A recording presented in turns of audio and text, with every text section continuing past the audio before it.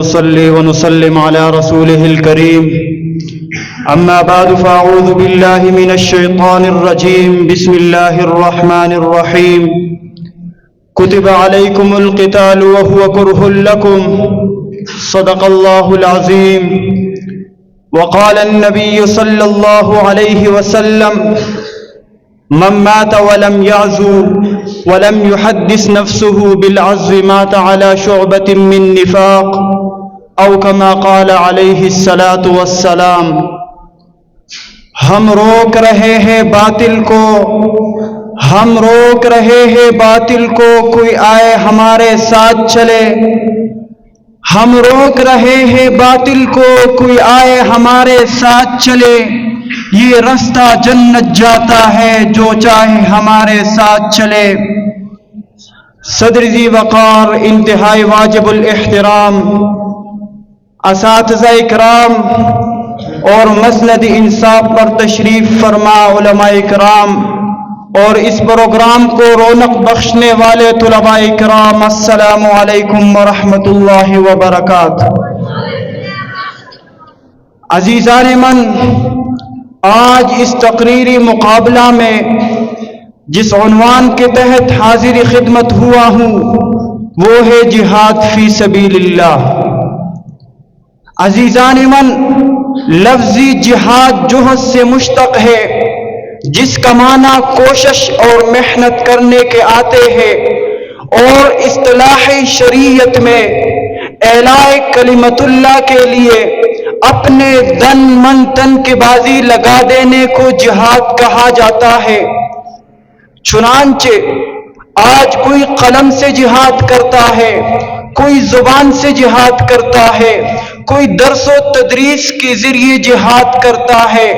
کوئی دعوت و تبلیغ کے ذریعے جہاد کرتا ہے۔ لیکن آج میں اس بات سے انکار نہیں کرتا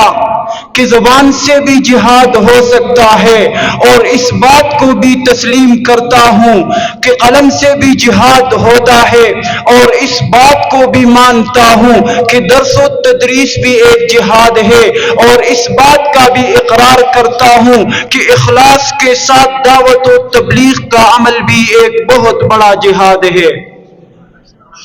سامعین محترم، آج میرا تذکرہ اس جہاد کے بارے میں ہے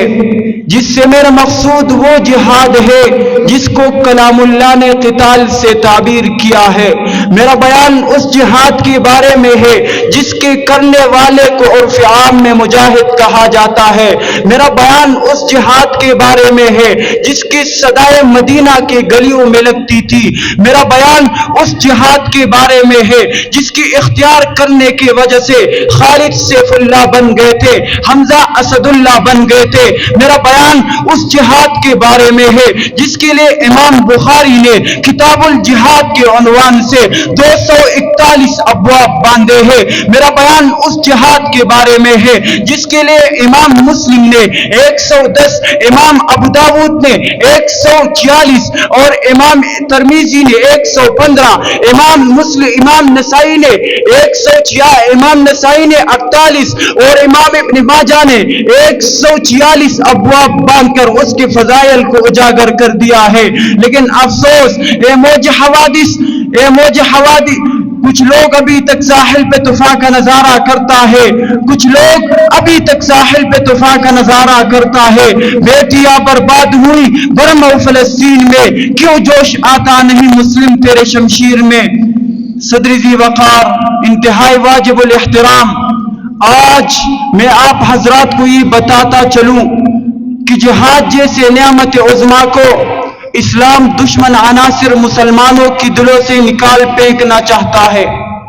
تاکہ مسلمان ہمیشہ کے لیے مظلوم و مغلوب بن کے رہے، اور قرآنی آیات میں تحریف کرنا چاہتا ہے تاکہ جہاد فی سبیل اللہ کو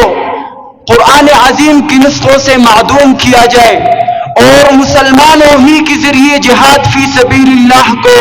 حرام قرار دینے کے در پہ ہے، اور ظلم بر آئے کہ عالمی اسلام میں جہاد جیسے نعمت عظما کو دہشت گردی قرار دی جا رہی ہے، جس کے ترک کر دینے پر میرے محبوب پیغمبر صلی اللہ علیہ وسلم نے دردناک عذاب اور ذلت مسلط کر دیے جانے کی وعید سنائی ہے، اور اعلان فرمایا ہے من مات ولم یعزو ولم یحدث نفسه بالعزو مات على شعبۃ من نفاق، اور ساتھ ہی اس عظیم فریضے کو سر انجام دینے والوں کے لیے الجہاد مختصر طریق الی الجنہ کا مزدہ سنایا ہے۔ سامعین محترم، اگر یہ جہاد دہشت گردی ہوتی تو رب العالمین سورہ توبہ نازل نہ فرماتے، اگر یہ جہاد دہشت گردی ہوتی تو رب العالمین سورہ محمد نازل نہ فرماتے، اگر یہ جہاد دہشت گردی ہوتی تو انا فتحنا لک فتحا مبینا کی خوشخبری نہ اترتی، اگر یہ جہاد دہشت گردی ہوتی تو فقاتل کا حکم نہ آتا۔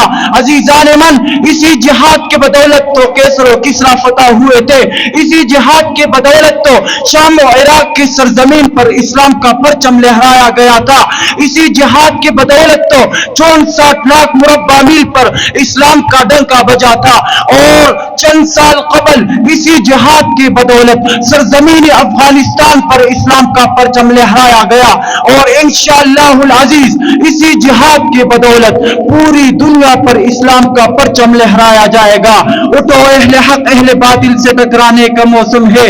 اٹھو اہل حق اہل باطل سے ٹکرانے کا موسم ہے، مکان کفر کی بنیاد کو ڈانے کا موسم ہے۔ خدا پر ایک دن میں جان دی 70 صحابہ نے، اثر اس داستاں کا پھر سے دہرانے کا موسم ہے۔ وآخر دعوانا الحمدللہ رب العالمین۔